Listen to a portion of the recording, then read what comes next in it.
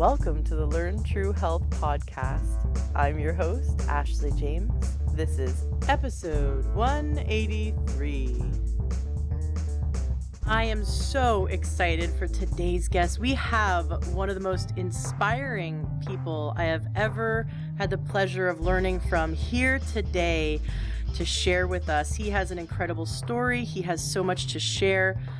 He's truly an inspiration. Wesley Chapman, welcome to the show. Thank you for having me. I appreciate the kind words. Absolutely. You had a great TEDx talk. You have been helping so many people. And I'd love for you to start, though, by sharing your story, because you have a really powerful one. Okay, I'll try to keep it as condensed as possible and give kind of the 30,000 foot view, and then we can dive into whatever parts you feel inspired to talk about.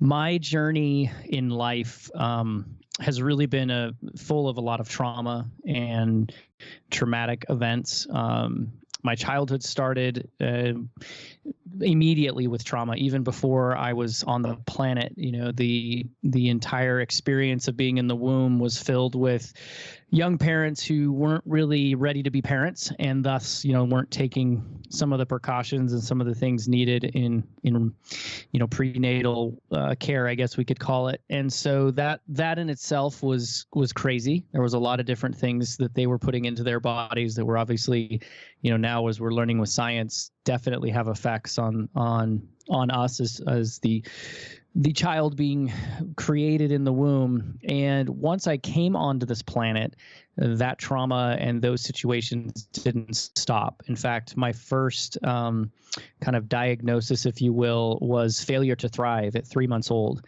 And for those of you that aren't familiar with what failure to thrive is, it's basically a human being's lack of the basic necessities that make us up as a species, a.k.a., obviously the emotional side, love, nurturing, all of that. But then on the physical side, hygiene, nutrition, the things that are just kind of, I guess you could call them the basic rights of humanity, they weren't being met at the ripe age of 3 months old. And so the medical professions and the people that were around my parents at the time really were trying to encourage them to change some of their habits and focus on myself and really focus on being parents. My father's reply to that was to basically leave. And so he left before I was a year old.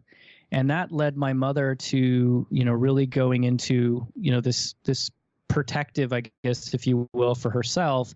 And she quickly remarried an individual, not out of love or not out of any of those things, but more out of safety and necessity and all of the things that a young mother of now two, by the time my dad had left, he had impregnated my mother again, and now she had two children and he was gone. And this individual that she remarried was, I hate to use the word evil, but he was a very evil individual. He was insanely abusive and torturistic to myself and my younger siblings. He and my mother had two siblings, or two children together. So we were a family of six very quickly. And his types of abuse was everything from physical, obviously emotional, and even sexual abuse. And they were I use the word abuse a little bit loosely in the sense that it was very, very heinous, torturistic. And it was very common for me to wake up in the middle of the night in cold sweats, wondering if I was going to be molested next while I was watching my siblings being molested. And it was this really weird battle internally that I remember at a very young age of not wanting to be hurt, but also as the oldest boy and the protector of my siblings, I also wanted to take on the brunt of the abuse. So it was this really weird kind of, tug and pull of I don't want to be hurt, but don't hurt my siblings, and especially my younger sister. So this was the trauma. This is what I was going through. There was so many different things happening internally. I was, being torn apart from the very beginning of my life. And there was something about me that still rages on now with this ability to just speak my mind and to not be disheard, right? I don't even know if that's a word, but really to not let the my voice be silenced in any way. And that started at a very young age. And why I bring that up is because it actually ended up being part of my story that eventually helped me, move out of the situation I was in. And I would throw fits like you couldn't believe. I've gone back now and talked to individuals that were around me when I was a child and kind of tried to fill in some of the blanks with adults that were there helping me. And you couldn't take me anywhere. I would go into the grocery store and go down the cereal aisle and knock every box down I could get my hands on. I mean, I would do anything I could to get attention. And it obviously was attention that I was being hurt. Something wasn't right.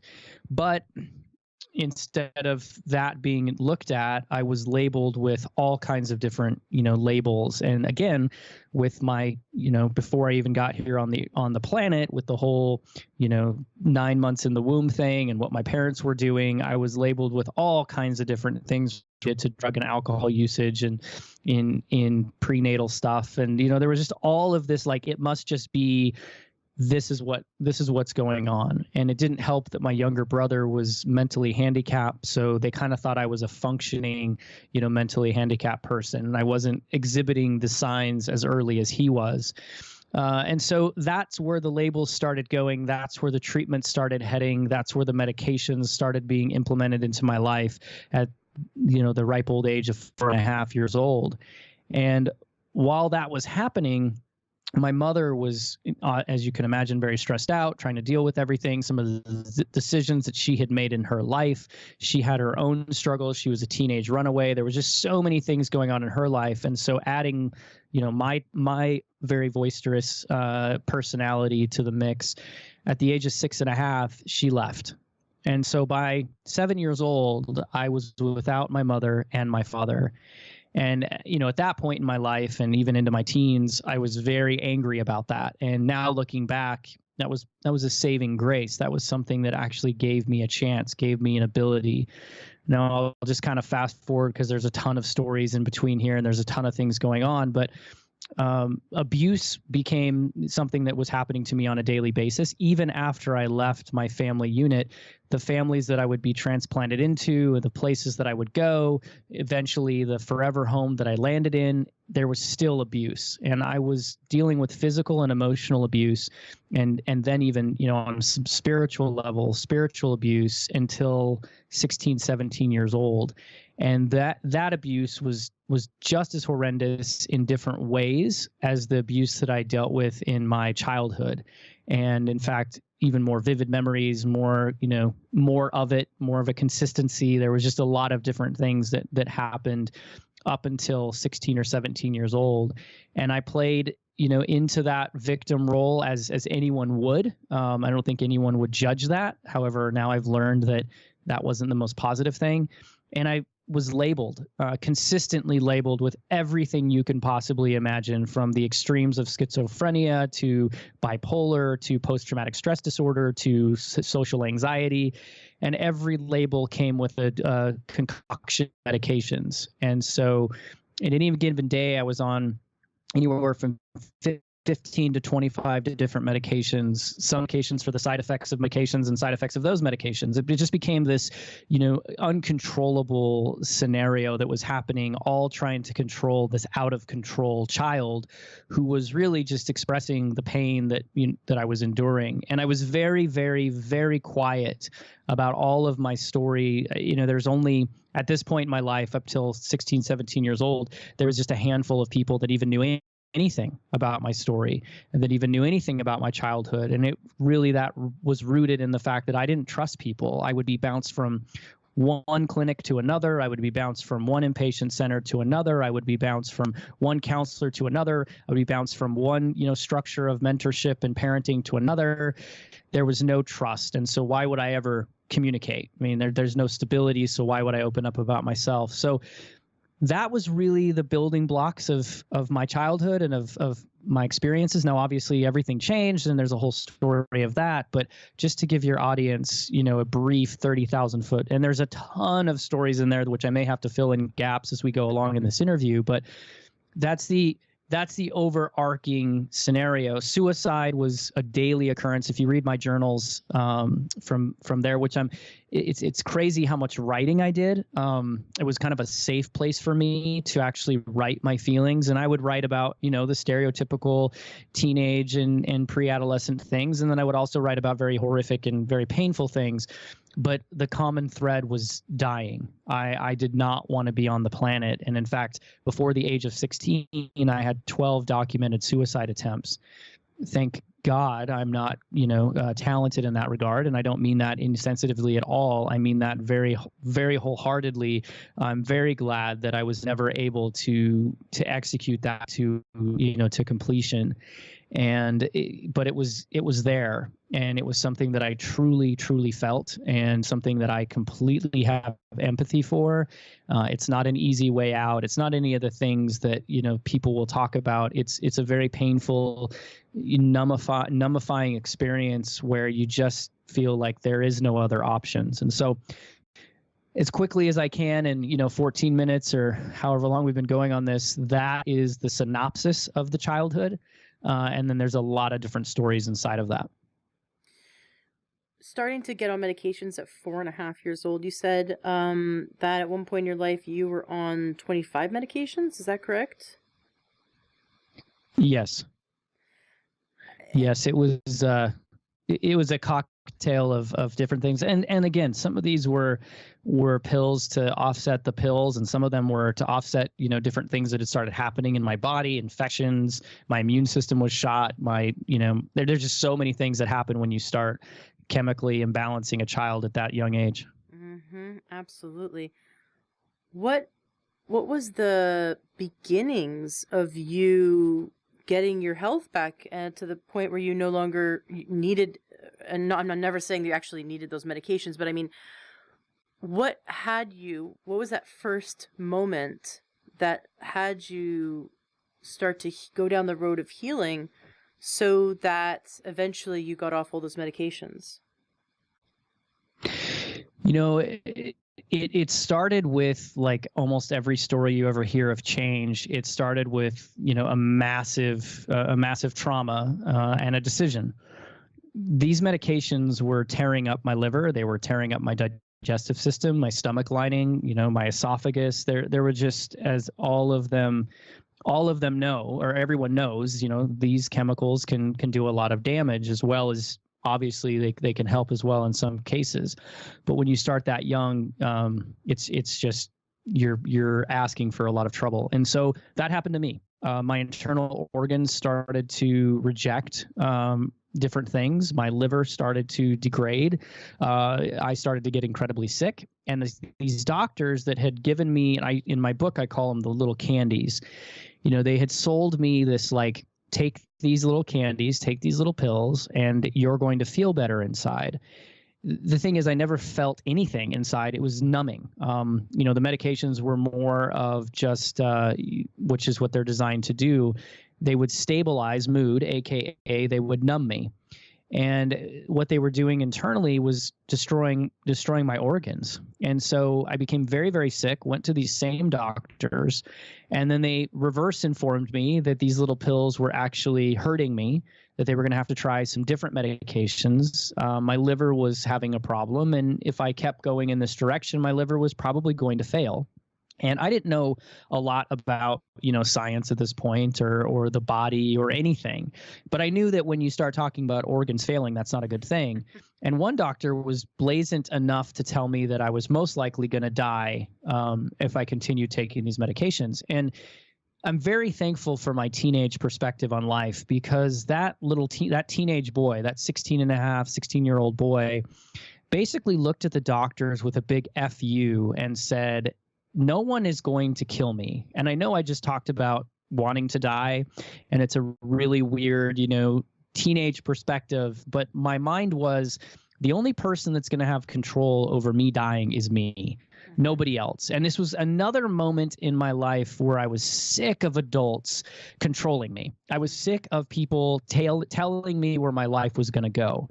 One critical piece to the story is, at 7.5 years old, a year after my mother had abandoned me, I was told by psychiatrists, psychologists, medical professionals, the report, I've read the report. I was told it at a young age in different ways than I'm about to share with you. But in the report, it said that I would never amount to an asset to society. Again, failure to thrive. Again, all of these things. I was borderline handicapped with my IQ testing. I had every brain mapping you can imagine. They watched my sleep patterns. I mean, I was a guinea pig for several years of my life trying to figure out why was I this overactive, crazy, hyper child, and hyper meaning fits and hurting other people. I hurt myself and I hurt other people. And so at 7.5, I'm told I'm worthless. For the lack of the better word, just to tear it down to its root, I was worthless. I had had too much trauma in my life. And so I was tired of these professionals dictating to me what my life was going to be based on a period of it. And so at 16 years old, I made a very rash, very brazen, very teenage-esque decision, and I work with a lot of adults and teenagers now, and I always caveat when they hear my story that I do not recommend what I'm about to tell everybody I did, but it worked for me. I went cold turkey on all of the medications. I literally flushed every bottle of pills I owned and had in my home and got rid of them and refused to take any medications. I didn't know a dang thing about science or the body or biology or anything. I'd barely gone to school. School was not, the priority, obviously, in my life. So I knew very, very little, but I did know that I didn't want to live the life I was currently living. Enough was enough. I was tired of being physically abused by the man that I was living with. I was tired of, my story controlling my life. I was tired of the nightmares. I was tired of wanting to die every day. And the final kind of like thing that pushed me over the edge was these professionals saying, these will save you. Oops, no, just kidding. These will kill you. And so I got on my knees. I am a man of faith. I got on my knees and I just made a deal with God. And I said, I'm going to do this. If you'll help me through this, I'll do this. My bride doesn't even know the deal that I made with God. It's a very sacred thing and it stays with me. But what I asked him to help me with was to correct these things in my body, to help me be enough without all the labels, without all the medications. And so I went cold turkey. And I will tell you, the days following that decision were some of the most horrendous, most horrific physical pain and experience that I have ever gone through. And I have since, been through life and reconstructive knee surgeries and blown out both my knees and, all the stuff you go through in life. That was one of the most horrendous experiences. I had every hallucination you can ever imagine. My arms turned into snakes. I mean, dragons were in my room. People were trying to kill me. I banged my head against the walls. It was a horrific nightmare. But I continued pushing through it, and I was lucky enough that the woman that I now call Mom, she had brought me into her home about 7 years earlier, and so she loved me. She saw what I was going through, and that's a whole nother story as to who she is and what she means in my life. But she allowed me to do this. It was post talking about it, incredibly painful experience for her to watch me go through this, but I emerged out of this experience with a newfound determination, and the determination was to understand my body. Understand, where is my liver? What does my pancreas do? What is my large intestine for? What is my esophagus? What are these things inside of my body? Where are they located? What is their purpose? And so I lived in a very small little farm town where you were cool if you drove a John Deere tractor down Main Street. Like, we didn't have the internet at this time. We didn't have an elaborate library. Literally, we had the Encyclopedia Britannica sets. That's it. Like, that's what I had in the home. And I went down, and the first thing I did is started learning about the liver and started to understand the liver. And the thing that I found, two very interesting things came out of that initial 24-hour research. Number one is the liver can regenerate itself.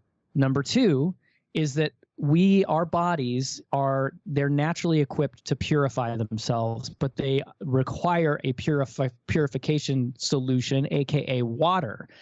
And so I had this harebrained idea that the more water I could get into my body, the faster I could purify my body. And I started researching, like, what are other ways to get water into the body. I started learning about how you get how the water gets out of your body, aka through sweat. And then I also started researching colon hydration therapy. I started understanding the importance of your digestive system, the cilia. Like I just started diving into the humanity, or the anatomy of humanity.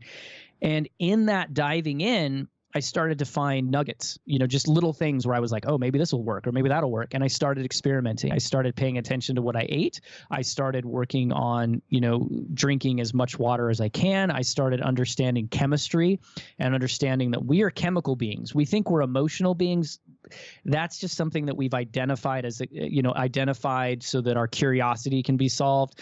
Every emotion is a chemical reaction. And so I started understanding the basics of serotonin and dopamine and all these different things that were happening, and what these labels, what is bipolar? What the heck does it mean? What is schizophrenia? What are these things? What are the roots of them? What's the science behind them? And I started learning about it.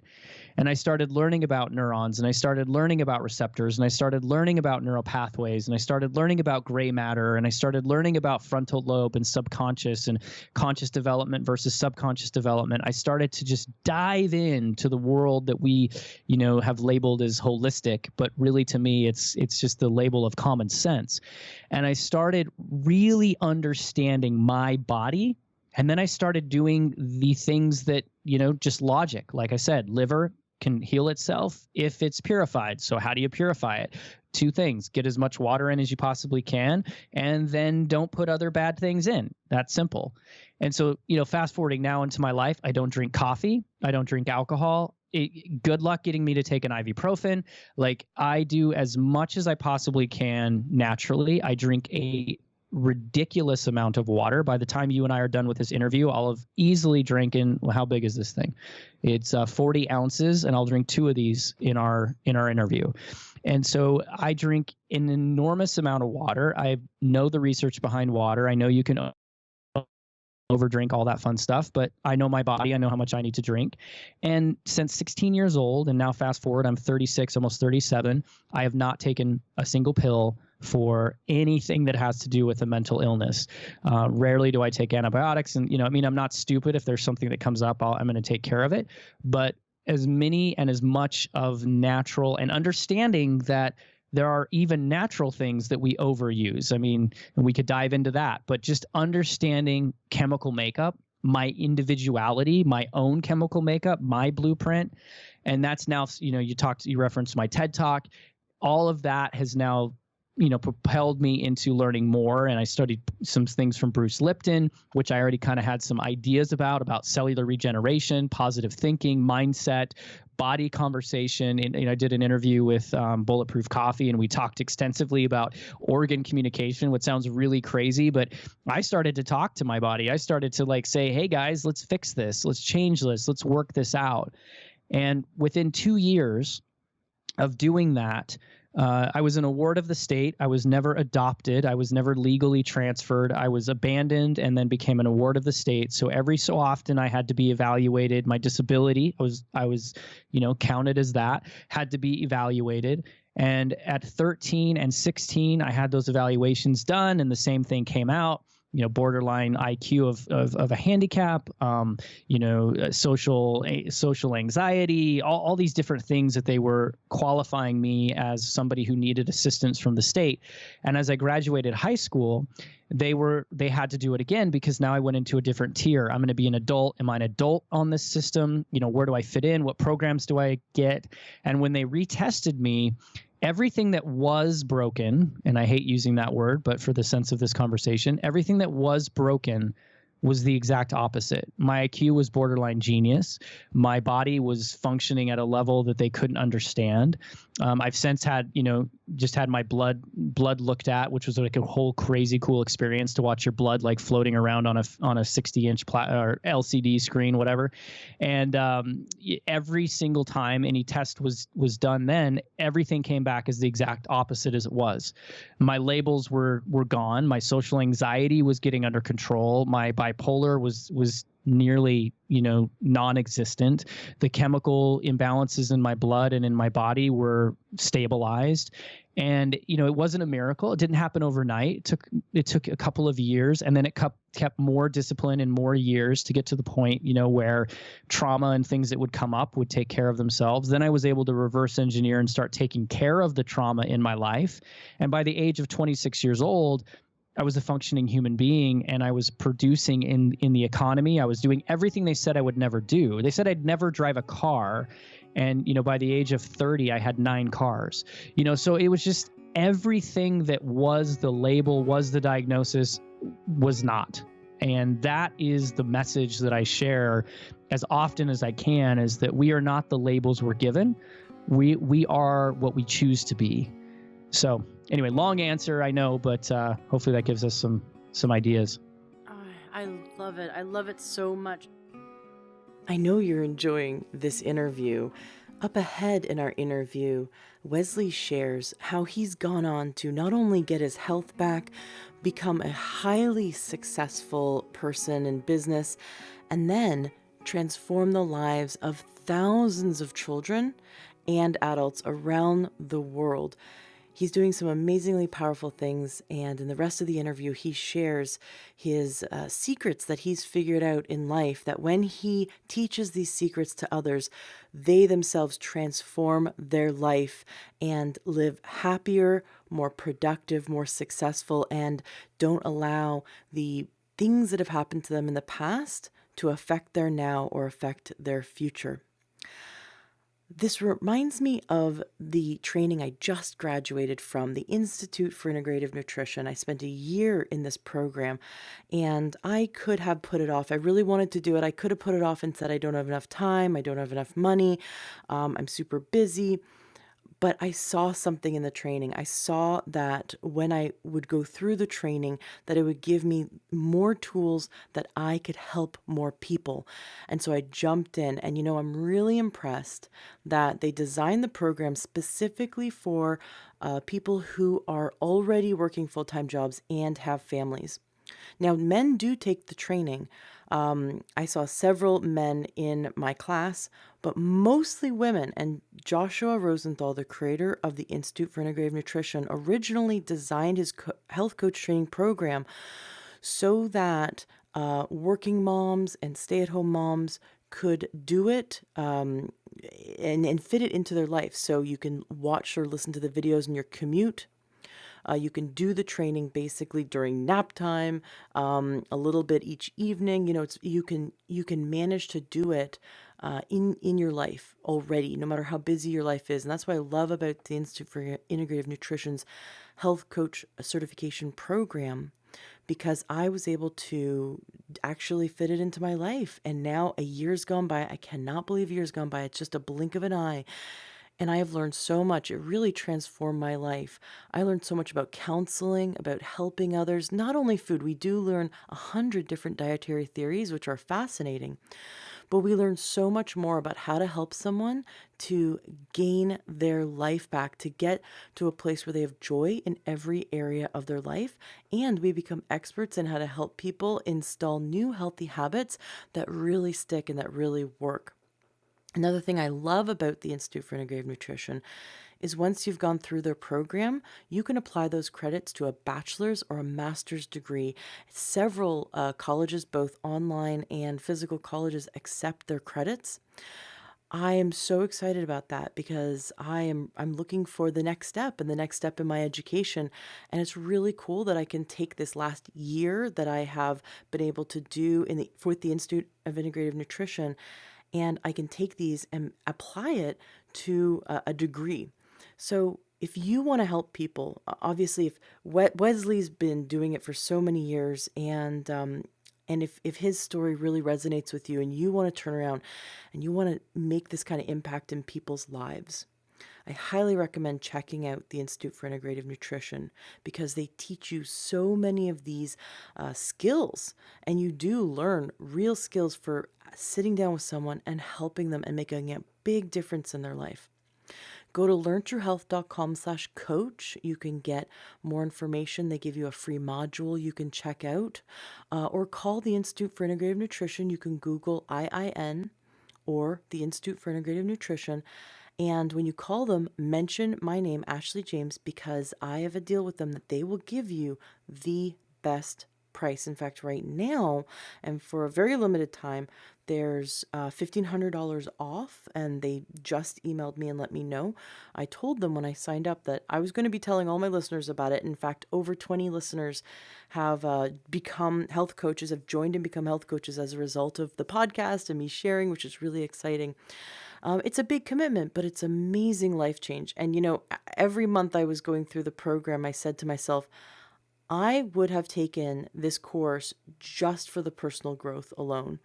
Like if at the end of the course I didn't become a health coach, that was fine with me. I learned so much. It gave my life so much richness and so many new tools that just to improve my own life, it was worth it.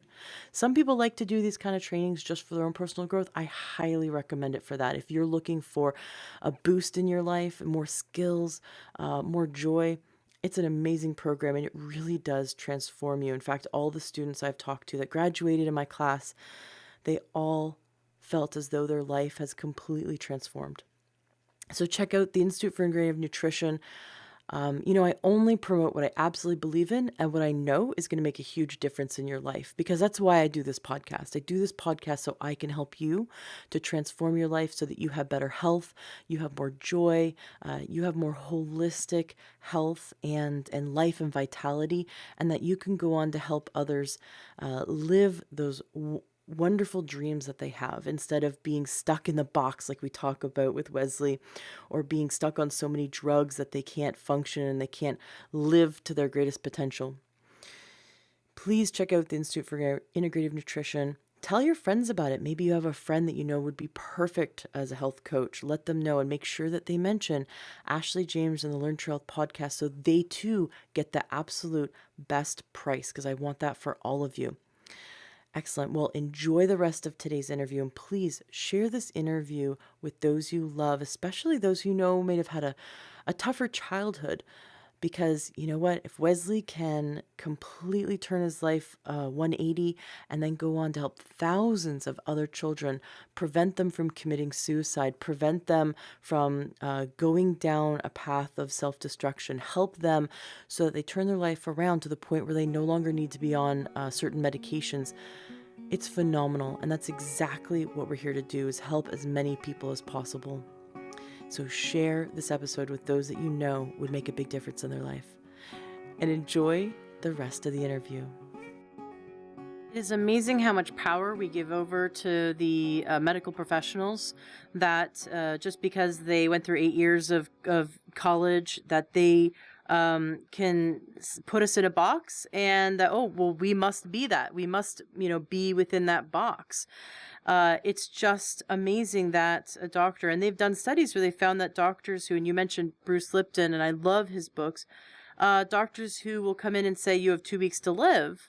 People who really believe that will die in 2 weeks. Their mind is so powerful. If you believe the diagnosis and believe the box, then you're the one that's going to create it, because we're so powerful at creating a reality in our body. Like you said, it's chemical. Our body responds to our thoughts, and it is up to us. We're the ones that either choose that reality or not. But the MDs walk around like they are God, in that they can say to you, well, you're going to have this for the rest of your life. It's ridiculous. I was diagnosed with polycystic ovarian syndrome at 19 and told I'd never have kids. And it was because of natural medicine that I now have a 2.5-year-old. And I recently actually got my blood work, and I no longer have polycystic ovarian syndrome. It's quite clear. And but I was told 19 by an endocrinologist and a team of doctors that was a lifelong diagnosis. Same with diabetes. I reversed my type 2 diabetes, and doctors keep their patients on drugs for the rest of their life, telling them you have to manage your diabetes, not that you can reverse it. Like, you can reverse a lot, so many of these things that we have decided are irreversible are absolutely reversible. But we have to start by, like you said, we have to start believing in ourselves and stop believing the stories that are imposed upon us. Well, and it is, and I think you're mentioning Bruce Lipton and his studies of cancer patients, and I don't know if that was the exact thing that you were referencing, but that was one study of this concept of, I mean, cancer lives inside of. I mean, for the most part, we assume that everyone has some ability of generating cancer, which means it somehow is in us in some weird, crazy way. They're still figuring all that out. But anyway, when it activates and it starts destroying cells and starts mutating the development of your cells in an organ or area or whatever it may be, a lymph node, it's just very interesting that they found that these patients would have this for XYZ period of time, and then they would go to the doctor for something else that they couldn't get rid of, a common cold or a flu or a sickness, and then they would discover cancer. And they would, like you said, give this predetermined, this is going to happen no matter what you do, you're going to die in 6 months. We'll try chemo, we'll try this, but most likely get your affairs in order, and this is what's going to happen. And what was interesting was those things came true. Like, people were dying at that distinct period of timeline, and this concept hit the community of saying, is this just the natural course of cancer? Is this something that just happens by happenstance because of the way cancer works in the body, or is there something more to this? And obviously the something more is what came out of the research and the study of showing that we do control and can manipulate through our thoughts the generation of our cells. And that, to me, when I found that study, I'd already thought that in my early 20s. I've already kind of came to this conclusion that my mind, my thoughts, my conversations, my power over my body was real. Can I control somebody else? No, not even at all. Can I save anyone else? Absolutely not. But can I take care of myself? Can I have these conversations? Can I figure out what's going on? Can I monitor myself? Can I work with myself? Yes, 100%. So how deep does that go? And for me, I mean, in my early 20s, I was telling people it goes to a cellular level. I was looked at, you don't have a degree, you're crazy. And I said, well, it's how I think, it's what I feel, and it's what I've done for myself. And now to have the research backing that is gratifying, but it's also so exciting because, as you said, here you had something that was this death sentence, if you will, for the rest of your life, or at least a limiting scenario, and you've lived a limitless life. And too many people give into that because of the nature of conversation and training and anything else. I mean, a police officer walks up, and this is not an attack, I'm using this as an analogy, and says, jump in the lake. We're all taught, like, whatever the police officer says, do it. And, that police officer may be corrupt and wants you to jump in the lake because he knows there's something in there that's I don't know. And I'm just using that. I love the police force. Nobody attack me on that. I'm just using that as a concept of what we are trained. We are trained that the doctors and this professional, that professional, they are the end all. That's it. And even our own thoughts and even our own ideas and even our own empowerment is taking a second or a back seat to whoever the expert is. And look, I appreciate the medical industry. I appreciate that field because there's so much progress and so many things that have happened, but it's also not taking into account the individuality of a patient and the power of our minds. I mean, science 5-10 years ago was preaching this whole concept of brain cells, and once you burn them, you're done, and there's not neurons and all this stuff. And now they find a little tiny gland hidden in the back of the brain that actually reproduces those things. And now they're coming out and saying, wait, gray matter actually might be able to regenerate itself and repair itself. Gosh, 10 years ago, like, gray matter, you lost it, you're done. So even science is proving science wrong, which is kind of fascinating and funny. It's like oxymoron stuff. But what's nuts is when you dive deep into this stuff, when you go deep into like the roots of these. And I mean, look, I went deep. I went in and got somebody who knew Hebrew, who was a fluent person in Hebrew, and I went and read Hebrew scrolls on medicine. I went deep in understanding this concept of meditation and self-talk and natural and all these things that are now like buzzwords and create, the Whole Foods of the world. This stuff has been around for a very, very long time, and it's common sense. It really is that, listen, you're told you're never going to do XYZ. The common sense to that is but maybe I can if I believe it. And we're so excited to accept that whenever it has to do with things that we prioritize above our health, which is unfortunately too many things in this world, one being money. You could stand, and I've done this before, in front of 2,000 people or 10,000 people, the number is irrelevant, and tell the entire audience that every single one of them could be a millionaire if they believed that they could be a millionaire. And you will get cheers and you will get people clapping, and they will just be like, yes, that's right, because that's what I deserve.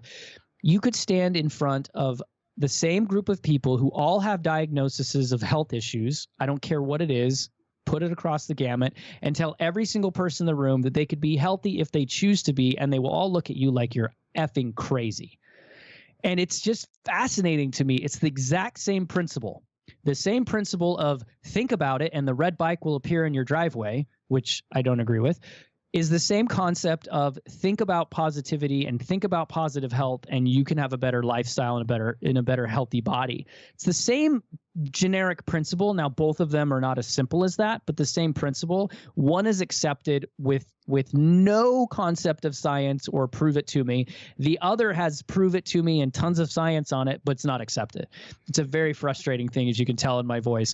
But what's awesome is that more and more people, thanks to the internet, podcasts like yours, more and more people are finding out that their death sentences, their limited sentences are not that. I can't tell you how many 15-year-old girls I have sat down with at high schools having conversations, and they're telling me how they've been diagnosed with anxiety. And I'm just like, and they're cheerleaders, they're volleyball captains, they're whatever else, they're active. I had a girl who was student body president of her high school, and she was diagnosed with anxiety disorder. And I'm just sitting there thinking, and she began to tell me of all the things that she can't do because of her anxiety and all the medications that she was on, this one particular girl. And we had this beautiful conversation. I gave her some enlightenment. I'm not in a position to tell people to get off their medications, but I gave her some ideas and some strategies. 6 months later, she emails me, tells me she had a great conversation with her doctor. She started weaning herself off the medications. Within 6 months, she's completely off the medications, and she has no signs of anxiety. And she feels so much happier in her life, and she's ecstatic. And now she, is living this limitless concept with what she's trying to do at her school. Now fast forward 4 years later, she's in college, and she's had some setbacks and some things. She's kept in touch with me. This is just one story of 5,000 that I could share with you. And just over one simple thing, you are 14, 15 years old, and you have social anxiety, or you have anxiety disorder, and you'll have it for the rest of your life, and you've got to take these 2 pills forever. I'm sorry. See you next week. Like, what? And we totally buy into the brainwashing. I mean, no, not you and 100%. me, and not you and me, and hopefully not my listeners, but we buy into what we're told. And like, this is the truth about me. I'm broken. We've been raised to feel as though we break and something's wrong with us and we need a pill to manage it. When, if we were to step outside and go, well, what if there's no such thing as a diagnosis? What if we just have a series of symptoms and we need to look deeper? Like, all of your symptoms in childhood came from the amount of abuse and trauma, and you weren't able to live in a safe and healthy environment at that time. You didn't have an outlet that allowed you to process what was going on. And so it was, all these symptoms were coming out in other ways. And the tremendous amount of stress that you were going through also has a great impact on the body. And they were looking at just the surface symptoms and giving you drug after drug after drug. And your story is everyone's story. Over 70% of American adults are on at least one prescription medication. That means that more than 70% of the population believes that they're broken and they need a doctor to fix them. Instead of listening to the symptoms and going, okay, well, let's get to the root cause. Let's see what I can do to help the body. Because given half a chance, the body will heal itself. We just need to take the time to listen to the symptoms and give the body what it needs, just like you did by stopping putting toxins in, getting rid of the drugs, filling it up with lots of water, and starting to learn more about how your body works and how you can nourish it. And you accomplish so much with something so seemingly simple, and yet that's exactly how the body functions. Yes, and really to understand, because I get asked this all the time, and especially when I do, work or conferences with adults. Okay, so, and we'll just say, people who halfway believe what I'm saying, right? Because they're coming out of a belief system into a new belief system. I understand that, and they'll always ask me the question. Okay, so let's say you're 100% right. Why then are these professionals? Why then are these people doing it? And it comes down to a very simple thing. Part of my story was that I found entrepreneurialism and I found success in business, and specifically in marketing and storytelling.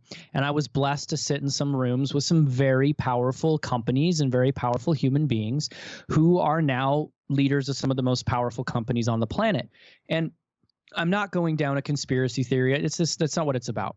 What it's about is selling product. Mm-hmm. What it's about is understanding psychology, understanding the human mind, understanding one very, very, very critical piece to people buying stuff. People do not buy stuff when they feel whole. People do not buy stuff when they feel that they have worth. People do not buy stuff and buy things when they feel like they have a life to live and there's things to enjoy around them already. People buy things when they're out of control, they have no power, and they don't understand their inherent self-worth. Again, not a conspiracy theory. It's psychology. It's taught in business class. It's taught in marketing. It's taught in this educational platform of storytelling. You will sit, anyone who copyrights, anyone who does anything in the sense of getting somebody to do something has the formula down. I need to make them feel important. I need to make them feel like I understand who they are and what they're going through. And I need to make sure that they know that without what I'm about to tell them, their life is not complete. And then I'm going to tell them what makes their life complete, because it made my life complete. And remember, I understand you. I get you. I've been where you are. Boom, here it is. That is a formula. If you follow that formula, you will make a crap ton of money. And when the internet was introduced, we went from it being set on radio ads in NLP type conversation and on television commercials with, different things happening and messages going through, and in television and movies. Now it is bombarding us at levels that we can't even scientifically understand, at the amount of impressions that our brain is getting. And all of it is the same formula. Tear down, build up. Tear down, build up. Tear down, build up. But the build up doesn't happen with build up inside of yourself and you're enough. The build up happens with, here's my product. And I don't care what webinar you listen to. I don't care what program you're in. I don't care what Apple product you're buying. I don't care what drink you drink.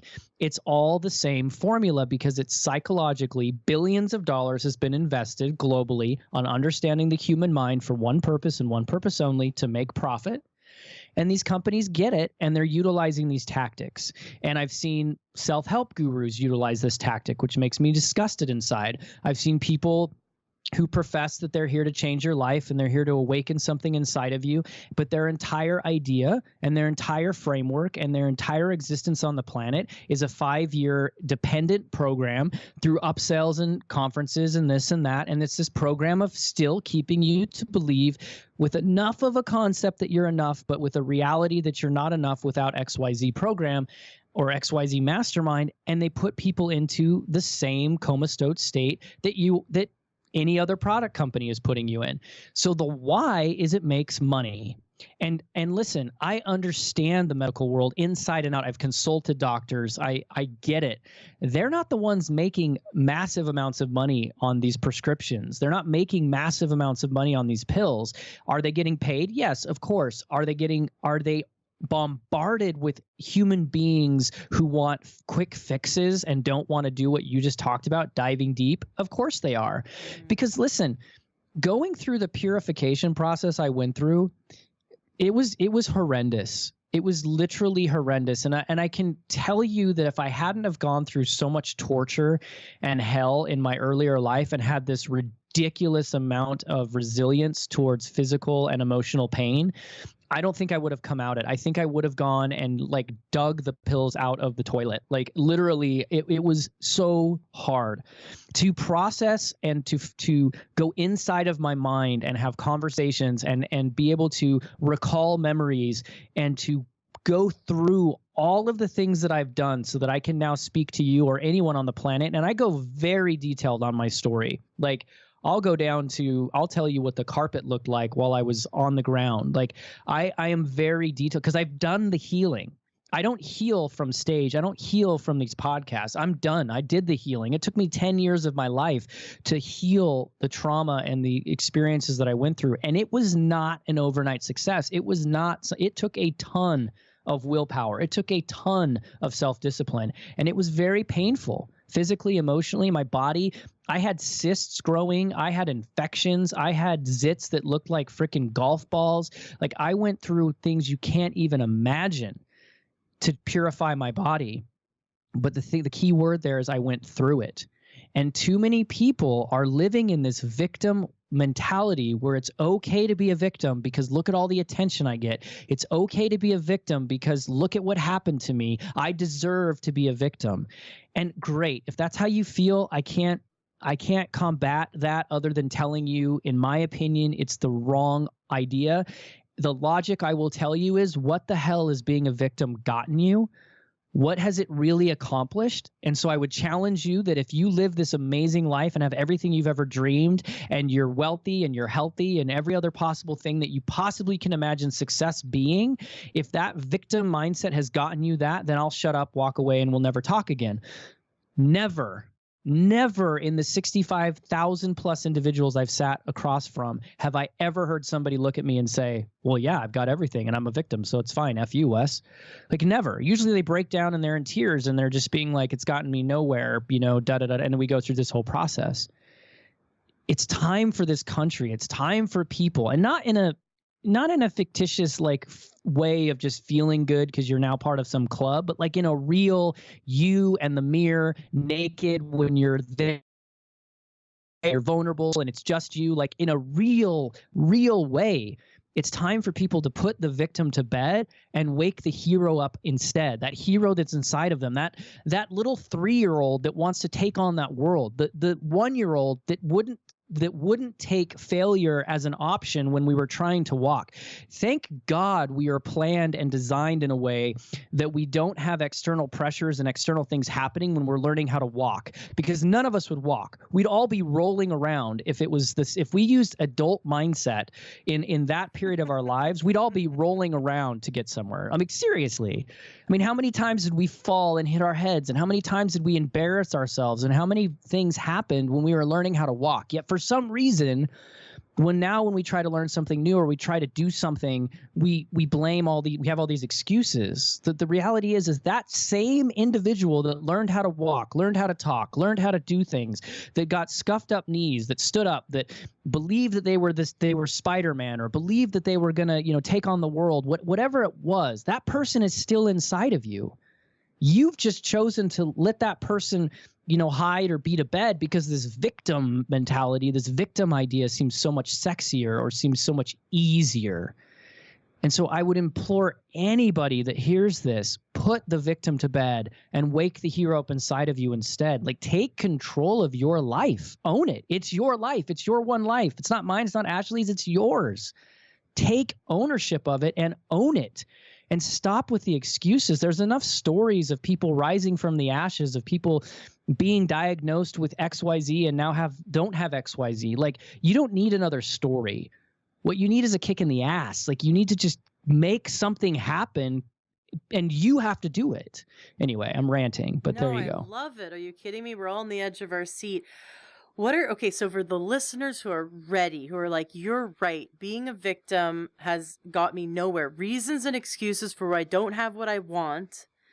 And maybe I don't even know what I want because I've been sold to so much. We've been brainwashed so much. We've taken on, that weird part of like teenage years and early 20s when we have to find ourselves. I remember that weird part where like, where I said, like, I don't know who I am, when we're in our, Yeah. we're kind of going through that phase, right? That early in life, and we go, I don't know who I am, but I have to figure out who I am. And so we try all these things that aren't us to figure out, well, I don't like that, so that's not me. And I don't like this, so that's not me. And maybe I'm going to go try this. Okay, that felt good. Maybe that's me. And I'm about your age too. I'm 37, and it's funny because I love where I am right now, because I'm like, I totally know who I am. I get it. So something happened in my 30s and it just clicked, and I'm like, you know what? No one's gonna tell me who I am. I know who I am. I'm really, really sure inside myself, right? But that's not always the case. It took many years of trying different things, but I realized how many stories I was accepting from other people, especially doctors, because they have authority. Anytime someone has an authority, like I was in special ed in school, and so I had bought this idea that I am, like, in quotes, I am special ed. This is my label. And Right. that means I'm stupid and I'm not going to amount to anything and I'm dumb and yada, yada, yada. And I just bought into all that crap. And I remember in high school, one of my teachers in special ed, like, pulled me aside and said, do you know most of the kids here, like, are geniuses, or like absolutely borderline geniuses, you included. And the reasons why we have to, like, separate you guys and put you in this other class is you just learn differently. And then I was, the last 10 years, John Taylor Gatto's amazing author. He was a teacher who won 2 awards in New York for being like a top teacher. And one of his books is called Weapons of Mass Instruction. Yeah. He talks about how, if the education system was designed, came out of Prussia. It's designed to systematically remove critical thinking, and it's designed to make good little factory workers. And if you don't fit into this mold, then you don't throw fit. you out. And so I didn't fit into my learning style doesn't fit into the mold. And so I was put in they wanted to label me, put me in a box, but I believed that label for so many years that I suppressed my own intelligence, my own skills, my own abilities to match. I shrunk to match their labels. And it finally, thank God, because I'm so drawn towards personal growth, finally I started to, like, see the light. I'm like, wait a second, I'm kind of like the ugly duckling that turns into the swan. I'm like, oh, this is I'm actually really, like, smart, and I just don't fit their learning style, and this is great. But I had to go through my own process, and I still see where I every day I have to examine my own belief system and go, wait a second, am I believing that because it's true to me, or have I taken it on? And so many people believe their diagnosis like is the truth. How do we help people who are ready to shake off the restraints, the self-imposed restraints of the restrictions that others have told them that they have? So when they're ready to no longer be in victim mode, and they're ready to wake up that hero, what are some things they can do every day to get them into that hero mode, to wake up the person they really truly are inside? The first step is honesty. That's really what it is. I get this all the time. Somebody's, I want to take control of my life, and I want to wake up the hero, and I want to do these things. But the first step is self-honesty. And I'm not talking like I took the cookie out of the cookie jar, I'm sorry, Mom. Like, I'm talking deep-rooted honesty, owning things. Power, control, all that stuff we want, empowerment, our own lives, all of that. It comes from responsibility and ownership. And if you're still pushing off pieces of your life and your story onto somebody else, you're not 100%. You're not in the honest portal. You're not in the piece of where you need to be, where you can literally look at the worst of worst situations that we as human beings can identify. Most will say sexual abuse or rape, or somebody losing that part of their existence. That is, if you can look at that and say, there are things I did post, because I'm never going to say somebody who was raped or molested is that's not what I'm saying, but I took actions post that actually amplified that abuse and gave it more power than it ever needed and was ever justified for it. Elizabeth Smart, her story is ridiculous. What she went through, being captured at a young age and being a sex slave, and the whole thing that she went through, and now she's this powerful woman and she's speaking and she's doing all these things. The concept there and the conversation there is owning your responsibility in every activity, in every situation in your life, and being incredibly honest about it and just being okay with it, accepting it. So the first thing we have to do if we truly want to take over, the whole thing is called H cubed. So we're going to go through the whole thing. But the first step is being so brutally honest with yourself, not honest with me, not honest with your mother, not honest. None of the external stuff matters. I'm talking about yourself. Like, what's holding you back. What excuses you're making up in your head. How you're beating yourself up. Your 5-to-1 ratio, 5 things you can say that are horrible about you and 1 thing you say good about yourself. If you've gone through the self-help world, you know how to play the game. You know what to say when somebody like me asks you the questions. You know what the right things are. You know how to say things like, I found myself, I found my passion, I understand my existence. You know all the right things to say, but then there's that voice inside of you, the one behind your head, behind the frontal cortex, it's saying, no, you actually suck at this, or actually your outfit today looks like crap, or it could be whatever, or you're even masking, deeper things and things that are more controlling. First step, complete honesty, take control, take ownership, take responsibility, dive into that. There is no easy way on that one. That's the first step. The next step is the healing. Now you got to go through the processes of understanding the whys and being able to have empathy towards those that actually affected and infected you. I mean, I have a crazy story of going through this rebirth, or whatever you want to call it. And 2-3 years after I had started this process, the man that molested me for 6 years of my life was walking across the street. And again, I lived in a little farm town. He was not a legal citizen of the United States. He is half my size, which is saying something because I'm not a huge guy. He was walking across the street. There was nobody else around. There was 2 fields on either side, hundreds of acres of wheat. And I could have walked over there and pummeled him, taken all the rage, all the anger that this little boy had inside of himself. I had so much anger that when they put me in white padded rooms, I would come out with blood stains on my body. Like, I was so angry inside and had so much hate and all these other emotions and all these other reactions to my situation. And here was this man that I could go across the street and beat the living tar out of him. And because I had gone through this process, and listen, I didn't I have this system, and I just was doing it. Now I've looked back on it and reverse engineered something that can be implemented for others.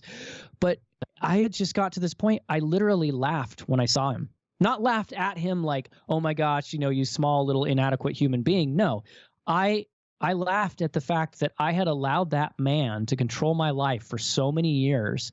And here I was in this situation where I could actually take control and do something. It just wasn't worth my time. And then I immediately went into the concept and the thought process of what possessed him, what hurt him so much in his life that he thought it was okay to get my brothers and sisters and I drunk, watch pornography, do different things. Like, what hurt him that much that he had to react in that way? What happened to him? And my empathy for him, because of what I had gone through, was such at a height that I feel sorry for is the wrong word, but I have no hate. I have no anything for him. In some really weird, more like, probably to most people, they're going to think this is a little bit morbid point of view. I actually thank him because of what I was able to do with what he did to me. Mm-hmm. I was able to turn it into a power, not something that controlled me. And that's true healing. That's where you're like on another planet. And then the next level of this, and the level that we all are trying to aspire to, and we skip ahead to it way too quickly, is what I've labeled as hope. And not hope that like I'm in a burning building and someone's going to save me, but the true understanding that you're willing to let go of all the chaos in your life, look at life around you and see that somebody else in a similar situation as you has actually done something of grandeur. And I love this analogy of life is a forest, right? We have no idea what's going to come around the next curve or turn. There may be a bear out there. We may have passed 7 moose. We have no idea. There's things in the ground. There's things in the trees. Like life is just surrounding us all the time with trauma and situations that may happen to us. But we're all just trucking through the forest and we're running and we're doing life. And then we get to this pond or this lake. And on in the middle of this lake is this island. And this island is, metaphorically, that's success, right? That's where the money is, the family, the sex, the whatever it is that you think is like the glory thing. Like the end of the rainbow is this island. And all of your limitations, all of your excuses, all of your garbage, all of your stuff is this lake. And you're running through life, and then you hit this banks of the lake and you slam on the brakes and you look at the lake and you say, there's no way I can get to that island. Hope is this like new realization that as you're standing on the banks, you've become honest with yourself. You've dropped all of the garbage. You've healed through the things you need to. Now you're standing on at the edge of this lake and you're watching as other people, your same size, your same build, your same gender, your same whatever, run to the edge of the lake. They glance at you and they jump in and they swim over there and they get over to the island and they're partying and they're living their lives and they're doing everything. This is when the concept of making a choice becomes, this is it. This is the pivotal point of your life, because you're standing there. You've just watched all of these people. Remember I just said a few minutes ago, you've heard all these stories. You don't need another story. You've just watched all these people swim across the lake to get to Success Island, and you're standing on the shore. What are you going to do? What are you going to do? Hope is this idea that you have seen other people. They are doing what you've wanted to do. They are coming from your position. They're there. They're sitting there, swimming across, living this amazing life, and now it's up to you to take the next step. Are you going to jump in and swim, knowing that maybe you don't know all the things you need to do, but just watching other people, mentors, finding people? What are you going to do? What choice are you going to make? And then listen, going across that lake, going, and swimming, you're going to have issues. Things are going to come up. You might get tired. You might have problems. But the new definition of hope, every word I've redefined, but hope is one that I think people just do not understand. This is the new definition I want you to understand hope to be. It's that you have chosen insight over ultimate insanity. You're unleashing your individual core, what makes you up, and you are putting that power and what you possess into the world. You are choosing insight over ultimate insanity, because insanity would be standing on the edge of that lake after watching 100 people swim across and say, I can never get to that island. I can never have success. I can never be happy. That's insanity. Insight is saying, wait a minute, I just saw these people do it. I'm going to follow their same path. I'm going to maybe have to make my own. I'm going to have to maybe do my own style of swimming to get across, but I can do it. I believe in myself, and I'm going to get on that island and I'm going to show everybody my awesome dance moves, and we're going to party like it's 1999.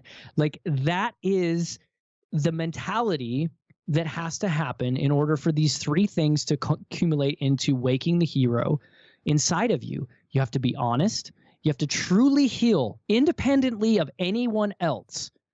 That is such a critical piece to this puzzle. You do not heal by daddy telling you I'm sorry. You do not heal by your husband saying, you're right. That's not healing. Okay, that is not solving the problem. You heal one-to-one. You heal by yourself.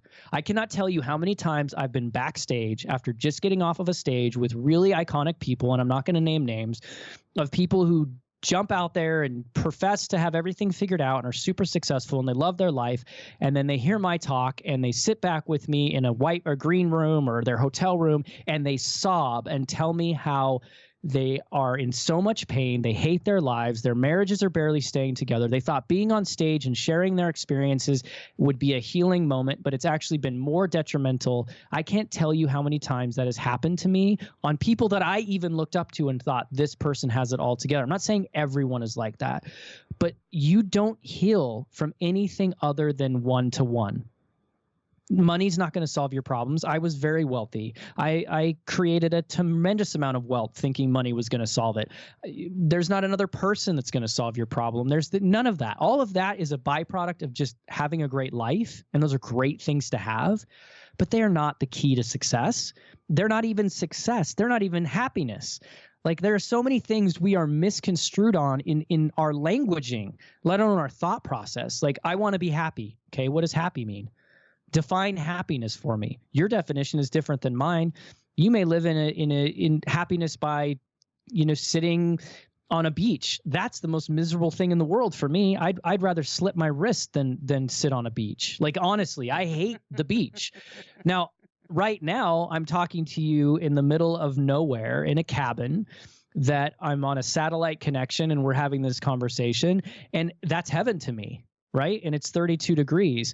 And so every one of us have a different definition of certain words that we just throw out there. Like, what is success?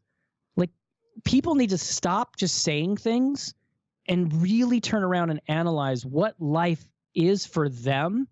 And going all the way back to the beginning of our conversation, there is no one pill fixes all scenario. There just isn't. There isn't one diet plan that works for everyone. Are there principles? Yes, but we're all individual chemical made up beings. Like, we all have certain things that are unique about us. And it's critical that we understand that on a holistic healing level, on a holistic mindset level, but even in words and definitions like success and happiness. I guarantee you my definition is different than yours, and that's okay.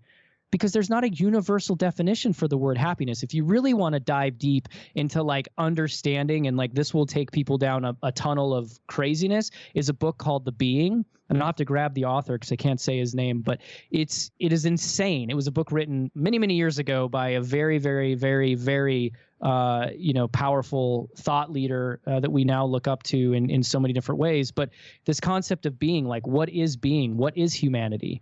These are crucial things. So anyway, so many things to talk about. Oh, I know. I love it. I could totally have you here for hours. I was going to mention the book. You've probably read it, but The Holographic Universe by Michael Talbot. I've heard of it, but I haven't read it. So no. That kind of came up when you were talking about now they're discovering that the brain can heal itself. And he wrote that a long time ago, and he was citing all these wonderful findings of, like, there's when they do autopsies after someone's passed away. Well, he was actually performing the autopsy on his best friend and his next door neighbor, and he didn't have a brain. No brain. There are people born where it's like this hydrocephalus, where there's so much water that there's like no brain there. There's a brain, there's some brain matter, but this giant, 2-pound thing wasn't there. And yet he knew this guy. This guy was smart. He held a job. So our idea that the brain is where thinking happens is completely false. He says the body is holographic. Memories are stored in throughout the nervous system, not even just the brain, but throughout the nervous system holographically. And it's phenomenal as the concept, because here we got to blow out these old belief systems to help us see that how many belief systems have we bought into. The idea of the 4-minute mile, you're talking about like, well, you want to get to that island, right? But you've got to give up that insanity that the limitations, the self-imposed limitations, or maybe the limitations you've accepted from others are stopping you, that you can't have what you want. These beliefs that you've built about yourself and that have become so ingrained in your life that you forgot they're not real. And the 4-minute mile is this amazing story where this one guy one day ran a 4-minute mile, and no one had ever been tracked to run a 4-minute mile before. I mean, we've been running for, how long have we been running for as humans? And then the next week, another guy ran a 4-minute mile. And now there's kids in high school that run 4-minute miles. And it's not like all of a sudden we had a giant leap in our evolution. It was really a leap in our belief system. Once people believed it could be done, all of a sudden a bunch of runners were doing it.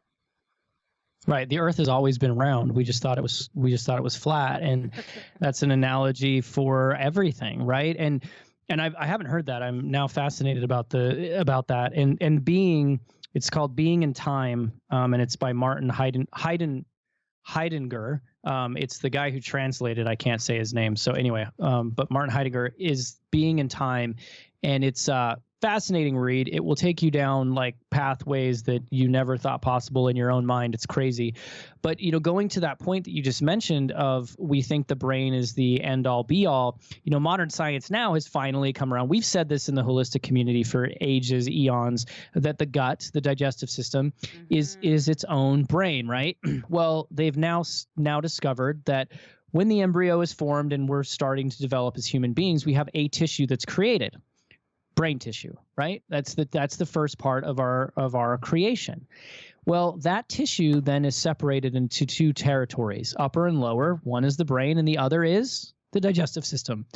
And so now through the stem cell research and all the things that have come out through modern science, which is why I said I appreciate and love, some of the advancements, we're now found that not only does the gut have the same tissue, but it actually has its own thought process, that equivalent to a trained dog, a.k.a. these concepts that we have said for eonic generations of the gut feeling or butterflies in your stomach or what all these little phrases we've used. Those are not just like, ooh, whatevers. Those are legitimate feelings. Those are legitimate thought processes that are happening on a subconscious layer that is communicating back to the brain. And that's why you have some people, my bride is one of these people, who can meet a person and just has this like insane ability to read them, and she'll express it. And it did for the first 6 years of our time together. She would say, I just have this gut feeling. Now we know that her gut is hypersensitive to chemicals being released off of people who are in a negative headspace. And again, understanding we're chemical beings, science is now trying to prove, telepathic abilities, because there's a lot of research in this conversation of one mind. There's a ton of research in the concept of nonverbal communication. Well, science is trying to take it to the next level to find out what is airborne. We don't even have telescopes or microscopes, small enough to see all of the particles inside of our body. We constantly are finding new things that make up the smallest thing in our body, right? And one of the things that they're looking at is what chemicals are being excreted from our bodies to communicate with another body, another organism. Animal lovers, people that have been around animals for eons and love animals, will tell you that an animal can feel you, can sense you. How do you think that happens, right? Like, what is the sign? It's chemical. These are chemical reactions, things that are happening on a subconscious level that we don't even understand, which explains why we are attracted to a certain type of person, why we're attracted to a certain type of area, why we're attracted to these certain things. Our body is going to be attracted to things that match up. Whatever chemical is in the forest, and I'm not going to pretend to know, but whatever chemical is in trees and the dirt and pine cones, that is my grounded grace. Like, that's where I find the most strength in life. Some people, it's the ocean. So these chemical reactions that are happening on a subconscious level, we are now learning more and more about those things. And so this holographic research, that's new to me, but I can see its validity in some areas of it for sure.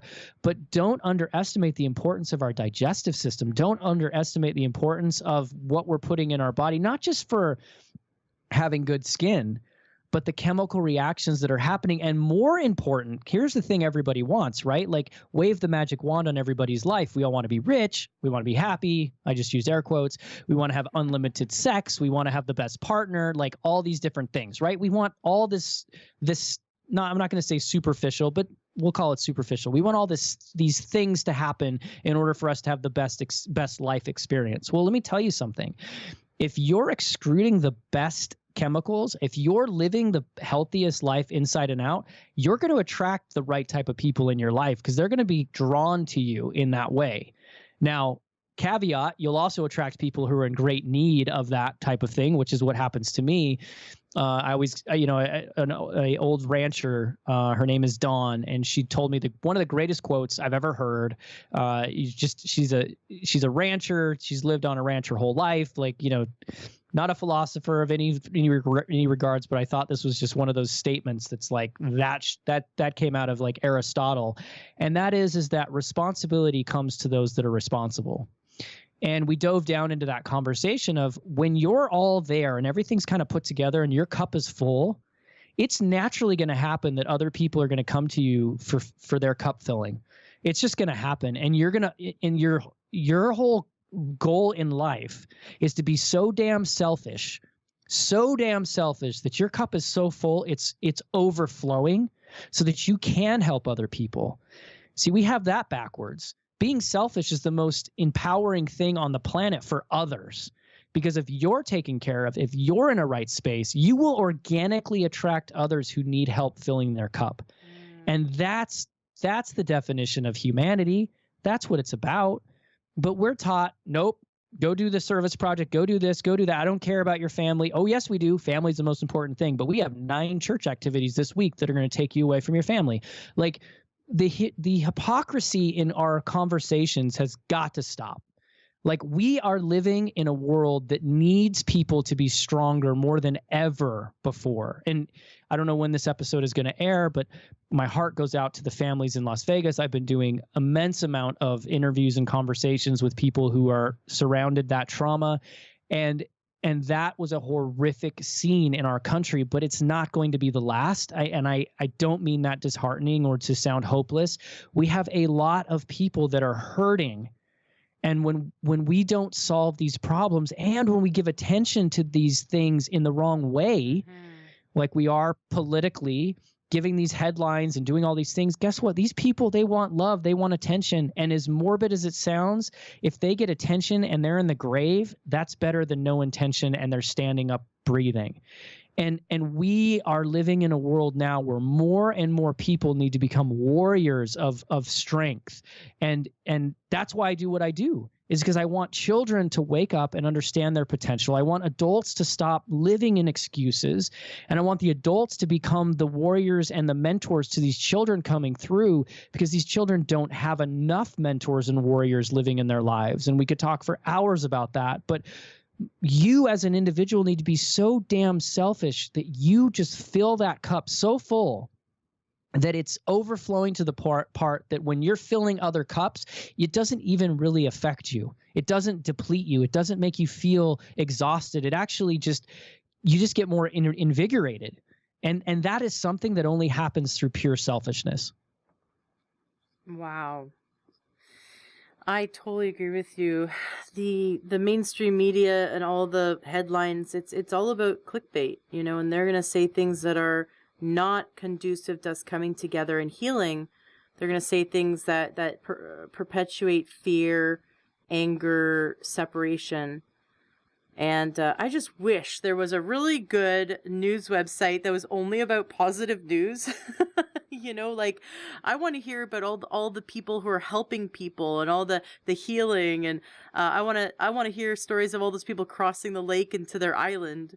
But we have to, like you said, we have to be those beacons. When we start doing our own healing, we're going to start attracting people to us that also are looking for a mentor. So the mentee becomes the mentor, along the way. And you're definitely on the right path when people start leaning on you for health and healing.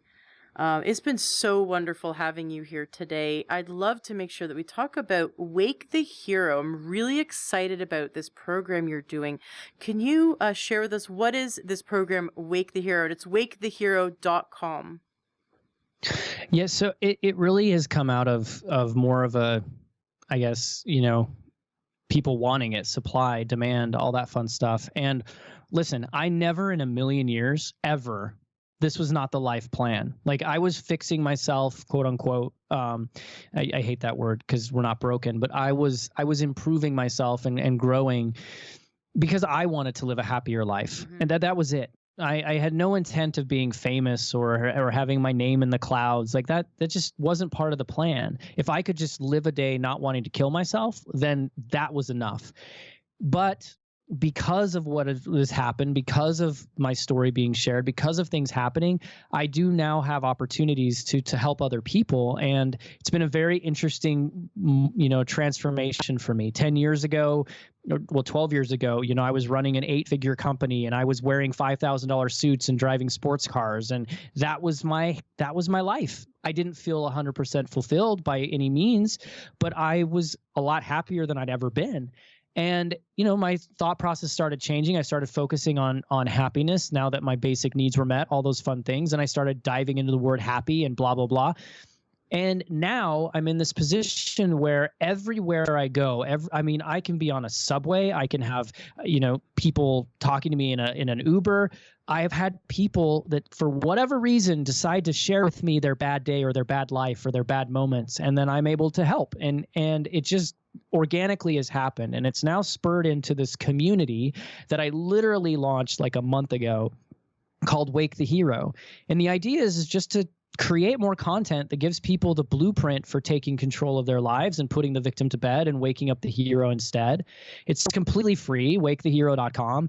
I'm starting a podcast. I'm doing all kinds of stuff, which, by the way, Ashley, I would love to have your story on my podcast. We have to do that. I'll get my team on that. But this whole concept of just getting these stories out there, giving more pep talks, giving more pieces of information. Because listen, I used comic books and sports and the Michael Jordan quotes. And I use different things to motivate me throughout the day. I understand the importance of others motivating. That's a critical piece to our self-development.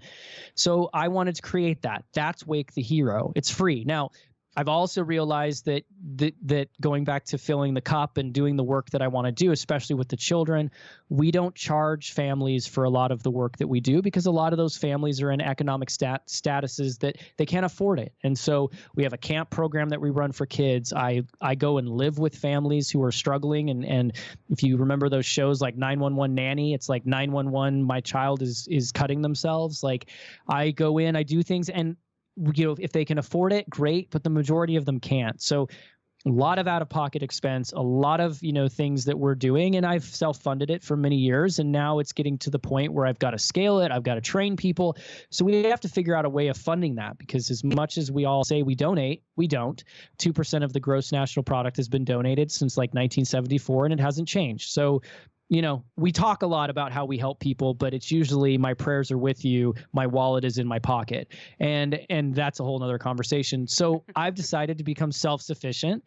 And so we do have another program. It's inside of the Wake the Hero community. It's called Legion of Heroes. And it's incredibly affordable. It's $30 a month. And one of the big things that we talk about is changing your diet, changing things you put in your body. I can guarantee you I'm going to save you money. Even healthy individuals are spending money in places they don't need to. I can talk about supplements and all day long. If you understand colon hydration therapy and you go get a colonic and you see all these really expensive pills you're putting in your body, I can guarantee you many of them will come out the other end in their same form they went in the one end. So there's a lot of things. So really, it's going to be free for you. I'm going to save you money, but it's $30 a month, and it's called Legions of Heroes. You don't have to jump into that, but that's what the Wake the Hero program is. I have a 12 Weeks to Hero program that lives inside of the Legion of Heroes, which is a 12-week guide. I've started to do coaching. I don't even call it. I hate calling it coaching, but it's there. So, there's a lot of things now that I'm starting to produce, and bear with me, like it's new. I'm incredibly busy. I was on the road 282 days out of the year last year. I'm not doing that this year. It was crazy on my family. I've got, a lot going on, but I'm trying to put out as much content as I possibly can. I do Q&As, do all kinds of stuff, because I've just learned that my self-exploration, my self, research and concepts and my brain and the way I'm wired and what I'm doing, it can help others. And for many years, I pushed against that, many, many years. And my team has finally said, Wes, you've got to take this, put the victim to bed, wake the hero up instead statement and turn it into a program. So we did, and it's called Wake the Hero. I love it. Well, the link to that's definitely going to be in the show notes of today's podcast. Please go to wakethehero.com, join the free community, and tell your friends and family about it. Wes, I know you have so much more that you teach, and we just scratched the surface. If you have been inspired by what Wes has shared today, please share this episode with those you love, especially those you know that might be struggling or that are ready to hear this message. The pain and the suffering that friends and family or yourself might be going through is something you can get on the other side of. Wes is a living example of that. He's the one that's crossed the lake. We've watched him cross the lake. I know I have definitely done that. And I want you to as well. And I want your friends and family and those you really care about to get there on the other side. So please let them know about wakethehero.com. If this touched you in some way, share this episode. Let's help as many people as we can know about Wesley's work. I am so inspired by you. I would love to be on your podcast, and I'd love to have you back here to help promote your podcast when you launch it. So please definitely come back on the show. Thank you so much. Is there anything you'd like to say to complete today's interview? Just that, life is choices. Making the life that you dream about is a choice, and it starts with one choice, and it's reinforced by the choices thereafter. But the reality of it is if you're not satisfied with life, if you don't love where you're at, if there's elements of your life that aren't fulfilling you, if there are things that you find, take ownership of them. Stop blaming other people. Stop blaming your husband. Stop blaming your wife. Stop blaming your children. Stop blaming your community. Stop blaming your job. And just start looking at yourself and find ways to exist in the world that you have created right now in positivity. So if you hate your job, find the things you love about your job. Change your outlook. Simple things. But first and foremost, make a choice. Make a choice to have a better life. Make a choice to create something powerful, meaningful, and worthwhile. Just make one choice and then reinforce that choice as many times as you need to along the journey, but just make one choice. Thank you so much, Wesley Chapman. It's been a pleasure having you on the show today. Likewise. I love it. Thanks so much, and we'll talk soon. Enjoy what you heard today on your episode of the Learn True Health podcast.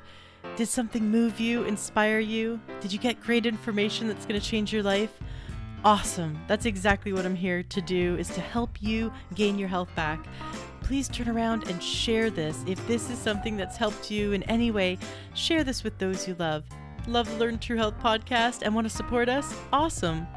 You can go to takeyoursupplements.com and you can support us that way. You'll get access to amazing supplements that are just really great quality for a great price. And there'll be someone on the other end of the line to help you pick out your supplements that are right for you. That's takeyoursupplements.com. Or join our membership, learntruehealth.com/join. That's another great way to support our podcast, support our movement, and you'll be supporting yourself. Gain more information, wonderful videos, wonderful trainings, and you'll also be able to share those with those you love as well. So go to learntruehealth.com/join. Want something fun for free? Go to learntruehealth.com, and right there on the front page, you'll see where you can get our free cookbook. I spent a lot of time making it, and it was so much fun. It's really delicious, healthy recipes. And you can also get our 7-day doctor course. Right there, it's 7 days of naturopathic videos sent right to your inbox, and you can learn from top naturopaths on how to gain health naturally. So that's takeyoursupplements.com for wonderful supplements. learntruehealth.com/join to join our awesome membership, which is only open for a limited time. You can get our free healthy cookbook, and you can also get for free 7 days of wonderful naturopathic videos sent to you. Just go to learntruehealth.com and you'll see it right there on the front page. Thank you so much for being a listener, and thank you for sharing and helping others. Let's spread this information and turn this ripple into a tidal wave.